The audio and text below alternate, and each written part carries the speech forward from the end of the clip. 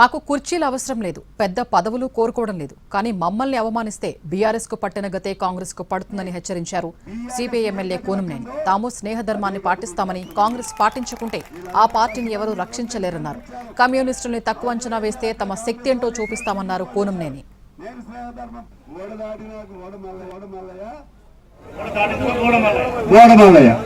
అట్లుంది కాంగ్రెస్ వాళ్ళ పని. చూస్తాం.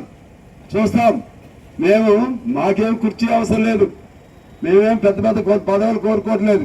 కానీ మమ్మల్ని అవమానపరిస్తే బీఆర్ఎస్ కి ఏ గతి పట్టిందో అదే గతి మీకు పడుతుంది.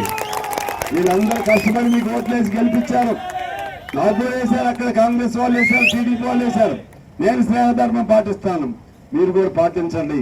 పాటించకపోతే మీకు రక్షించేవాడు ఎవడు ఉండడు. మిమ్మల్ని ఉండాలని మేము కోరుకుంటున్నాం కాంగ్రెస్ ని. ఎందుకంటే బీజేపీ లాంటి మతోన్మాద పార్టీ రాకూడదని మేము కోరుకుంటున్నాం. అందుకని మేము సపోర్ట్ చేశాం.